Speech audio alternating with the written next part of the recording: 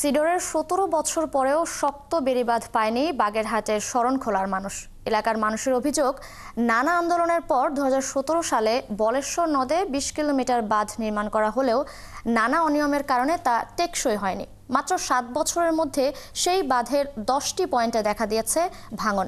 তাই এখন এলাকার লোকজনের দাবি একটি শক্ত বেড়িবাঁধের। নজরুল ইসলাম আকনের তথ্য ছবিতে প্রতিবেদন। সেদিন মুহূর্তেই লণ্ডভণ্ড হয়ে গিয়েছিল সাগর পাড়ের বহু জনপদ। সেই ঝড়ে ২০ ফুট উচ্চতার জলোচ্ছ্বাসে বাগেরহাটের শরণখোলার বলেশ্বর নদী তীরবর্তী ২০ কিলোমিটার বেড়িবাঁধ ভেঙে যায়। সিল্কোর সিল্ক অ্যান্ড শাইন, যাতে আছে আর্গান অয়েল ও ওট প্রোটিনের গুডনেস, যা আপনার চুলকে রাখে হেলদি অ্যান্ড শাইনিং। পরবর্তীতে বিশ্বব্যাংকের আর্থিক সহায়তায় শরণখোলা মোরেলগঞ্জ টেকসই বেড়িবাঁধ নির্মাণের প্রকল্প গ্রহণ করে তৎকালীন সরকার। ২০১৬ সালের জুন মাসে বাঁধের কাজ শুরু হয়, শেষ হয় ২০২৩ সালের ডিসেম্বরে। কিন্তু বাঁধের কাজ শেষে হস্তান্তরের পরই অন্তত ১০টি পয়েন্টে দেখা দেয় ভাঙন ও ব্লক ধস।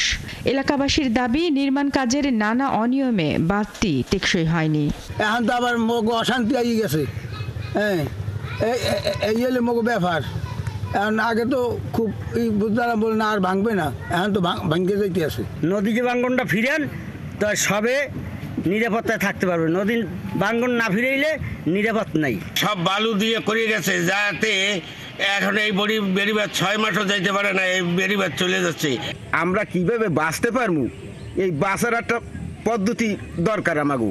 আর এই যে দুর্নীতি করছে, এই দুর্নীতির বিচার চাই আমরা। এদিকে জেলা পাউবোর কর্মকর্তারা জানান, সিআইপি প্রজেক্ট শেষে কর্মকর্তারা ২০২৩ সালের ডিসেম্বরে তাদের কাছে বাঁধটি হস্তান্তর করে। তবে কেন এই বেড়িবাঁধ দুর্বল হলো, কারা এর জন্য দায়ী, এ নিয়ে পানি উন্নয়ন বোর্ডের কর্মকর্তারা কথা বলতে চাননি।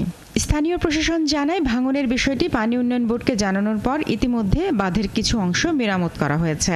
পোল্ডারটি ২০২৩ সালের ডিসেম্বরে আমাদের পানি উন্নয়ন বোর্ড বাগেরহাটকে বুঝিয়ে দেয় তারা। পরবর্তীতে আমরা দেখি বিভিন্ন পয়েন্ট ঝুঁকিপূর্ণ, আমরা বিভিন্ন পয়েন্টে কাজও করেছি। বর্তমানে 3টি পয়েন্টে আমাদের জিও ব্যাগের কাজ চলমান আছে। এছাড়া কয়েকটি স্থানে ব্লক সরে গিয়েছে। আমরা একটি প্রকল্প গ্রহণ করার চেষ্টা করছি। ওই প্রকল্পের মাধ্যমে আমরা ঝুঁকিপূর্ণ স্থানগুলোতে মেরামত করব ইনশাআল্লাহ। আমরা পানি উন্নয়ন বোর্ডের তাদেরকে জানিয়েছি, তারা এসে অলরেডি এই জায়গাগুলো রেডি করে গেছে এবং ইতিমধ্যে আমাদের যে বেড়িবাঁধের উপরে অনেক জায়গায় গর্তও ছিল, অনেক বড় বড় বিভিন্ন, সেইগুলো ইতিমধ্যে কিন্তু গত ১ সপ্তাহ ধরে তারা কাজ করে প্রায় ৩৫টা গর্ত তারা মেরামত করেছে। বাঁধটি নির্মাণ করে চায়নার ঠিকাদারি প্রতিষ্ঠান CHW। এর জন্য ব্যয় হয় ৩০০ কোটি টাকা। শারমিন স্বপ্না, ৭১।